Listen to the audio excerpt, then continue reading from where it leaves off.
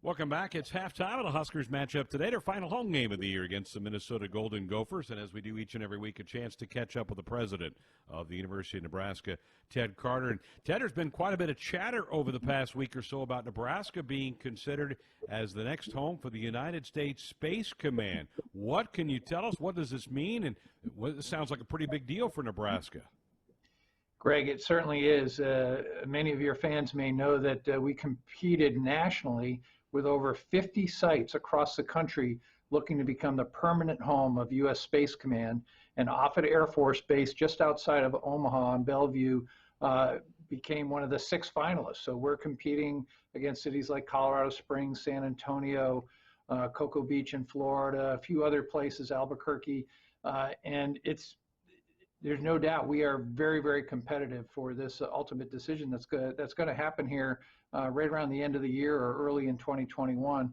And everyone from the governor to our federally elected officials to all of us here in academia, the business community, the entire state has stepped up to put our best proposal forward. And I'm telling you, I'm very excited. There's a real chance we're going to win this one. Fantastic. What an honor for the state to be on this short list. What's the university's role in all of this? Yeah, so with a lot of these, very high-tech, important missions, when we think about space, we're talking about the defense and support of our satellites in orbit. As many of your fans know, that we now have a U.S. Space Force, which is an element of the U.S. Air Force Department. And that's everything from, astronaut program to how we get into space. So that's a bigger mission. But U.S. Space Command got a lot of synergies with, U.S. Strategic Command, for which we have many programs that support them academically in terms of workforce development, academic programs. And of course, our one of 14 nationwide National Strategic Research Institute, a UARC, very special relationship, and U.S. Space Command has already stated that they want a UARC, and they've already reached out to us. They're already doing some work with our NSRI right now. So the linkages are real, and the future looks bright. Again, visiting with President Ted Carter here in halftime of the Huskers game against the Minnesota Golden Gophers.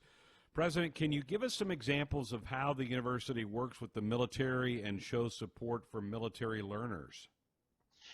Yeah, well, it runs across the state. Obviously, our flagship here at Lincoln, having connections throughout the Big Ten, our engineering programs. The Air Force, some number of years ago, recognized that we needed some specific curricula that supported space, and we have one of the only space law programs in the country that's at the undergraduate, graduate level. So that's an example. A lot of your fans may not know that the University of Nebraska at Omaha was just listed as number 3 military-friendly university in the country. So these are, big ticket items that we have shown a direct linkage to the military for many, many years. And of course, as I mentioned, our National Strategic Research Institute that does a tremendous amount of work within the DoD space, supporting all kinds of programs from the Defense Threat Reduction Agency to the strategic mission in terms of nuclear deterrence for Strategic Command. And then also, our recently landed National Counterterrorism Innovation, Technology, and Education Center led by Dr. Gina Ligon out at UNO. Just another great example of how we're supporting our national mission. Fantastic. Well, if I can ask you for a moment to take off your University of President hat for a moment and speak as a former Navy man, and go Navy today as they take on Army. You've been a Nebraskan for a year. What's been your experience in terms of how the state welcomes and supports our servicemen and women? Well, Greg, I've been very public about this from the day that I was a priority candidate, going through that period, November a year ago, to my experience here a year as a president of the university.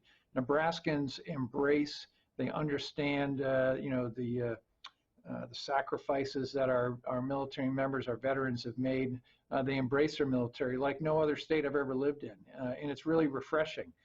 So that is part of that X factor that comes into play as the Air Force and Department of Defense are making a decision about where to put, a military organization that's going to bring 600 to 800 active duty military, 800 government civilians. When you have the type of education programs, the quality of life, the cost of living indexes that we have, the high, very, very high unemployment rate that we have, the ability to create a workforce. Omaha, Nebraska, the state of Nebraska, is truly a great place to be, and the military gets it. And I'm feeling that as somebody that's never lived here in the state. I can tell you, I just couldn't be more excited to be a Nebraskan and be here in this great state.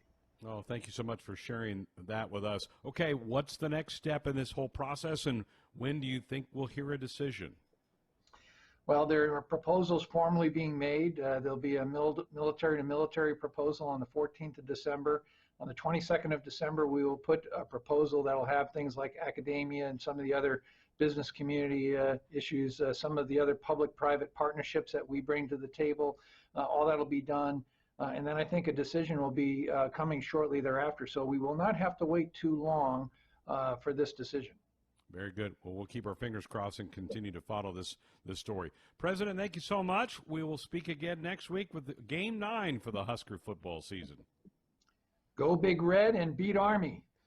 There you go. I knew you'd work that in there. President Ted Carter with us here at halftime. We've got more coming up next.